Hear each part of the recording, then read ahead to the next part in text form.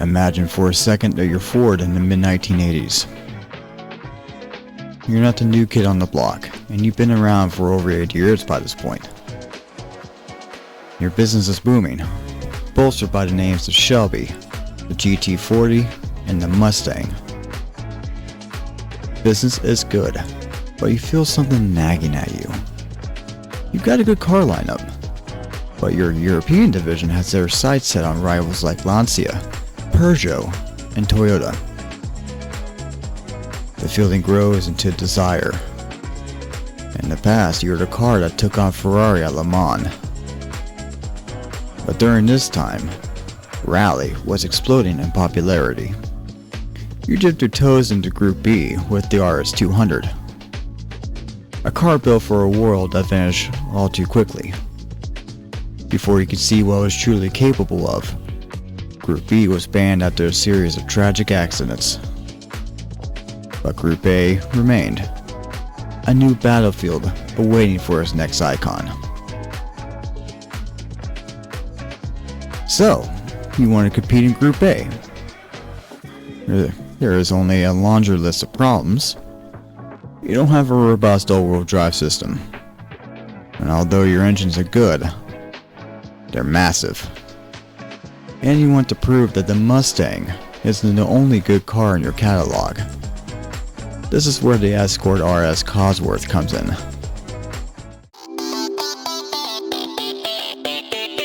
Right off the bat, you'll notice this doesn't look like any Escort you've seen before. And that's because it isn't. Ford took a shortened floor pan and chassis from the Sierra RS Cosworth and bolted an Escort shell on top of it, complete with that massive whale tail wing. The wheels are driven by a Ferguson all-wheel drive system tuned for Group A competition, and under the hood sits an engine not built by Ford, but by Cosworth. This 2-liter 16-valve engine is not what it seems. The craftsmen at Cosworth, the same people behind the Sierra's legendary YB motor, started with the cast iron pinto block, strengthened it with forged internals, and bolted on the turbo big enough to make the rule book nervous. The result is an engine with a torquey low end, and a top end that feels like it's trying to escape the hood. Over his lifetime, Ford built over 7,000 word-going versions, far more than the 2,500 the rule book required. What those lucky customers got with a bulletproof engine, a rally-bred all-wheel drive system, and a surprising practical interior, assuming you didn't mind climbing past the front seats to get to the back. Today, the Escort RS Cosworth is a classic, one of the most desirable homologation cars ever made. It's no wonder the developers decided to bring this rally legend into Need for Speed Shift. Unfortunately, Shift doesn't have a rally mode. But if it did, this car would be trading punches with Subaru, Mitsubishi, and Audi all day long. But even on tarmac, the Escort's rally identity comes through more than you expect. The works conversion pushes the power right around 360 horsepower and over 400 foot-pounds of torque, all fed through a light, compact chassis and a wheelbase that feels almost purpose-built for cornering. A lot of players complain about understeer in all-wheel drive cars, and the Escort can fall into this trap if you force it. But with proper throttle control, that same understeer becomes a weapon. The car can rotate cleanly, digs in, and slices through the corners with a confidence that feels almost unfair. In a lot of ways, it reminds me of a younger Audi TT. That car also felt heavy, didn't brake well, and pushed wide if you weren't patient. But once you learn how to talk to it with the throttle, it came alive. The Escort is the same way. It's not a momentum car like the AE86, but it's fast enough in the corners that it doesn't even matter. Where this car struggles is top speed. It's a rally thoroughbred, stuck with close ratio gears designed for acceleration, not for long straights. Off the line though, it jumps off the line with its rally DNA. Those short gears keep the engine in its power band, firing you through the early part of the race before anyone else has even settled in. Then there's the braking. Coming into Beckett's at near top speed, you have to brake later and harder when the cars around you just to stay in the fight. Over a long race, this tends to lead to brake fade.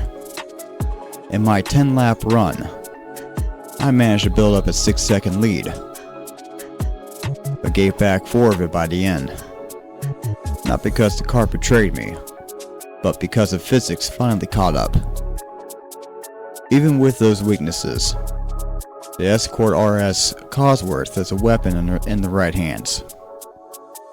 It rewards commitment, it punishes hesitation, and turns understeer into a tool instead of a flaw. It won't spin on you, and once you learn where to brake, you can predict exactly how it will behave. Think of it like a front-wheel drive car going in, and a rear-wheel drive car coming out. It's a strange combination, but a powerful one.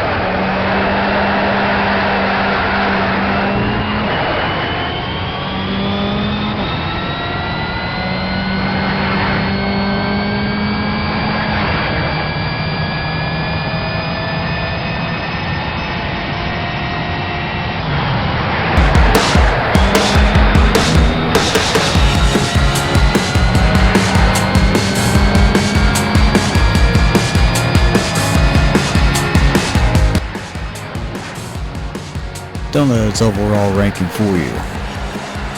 There is more to this car than how fast it gets around Silverstone National. The brake fade can be managed with better aero, and the gearing is something you can work around with a cleaner exit. I'm sure there's still time left in this car. Maybe a tenth with tuning, maybe more with a better line and better execution.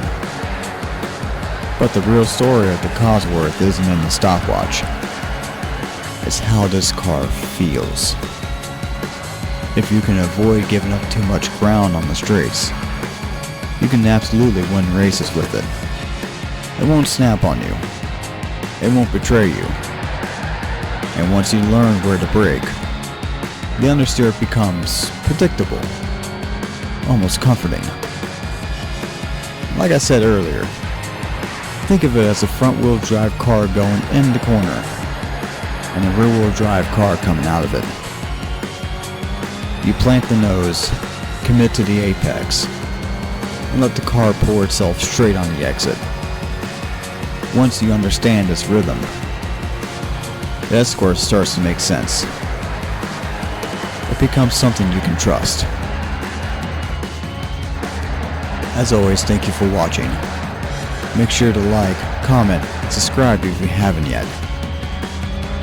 Something else too, I'm going to go ahead and link access to my spreadsheet so you can see where each car is going to rank in real time. I think this is the best way I can do it for right now because the rankings are always going to change. So an older video may not be as accurate with the ranking. So from here on out, I'm going to start including that link down here at the bottom of the description. And with that, let me know down below if you could get this car around Silverstone National faster than myself. And trust me, I'm always up for a challenge.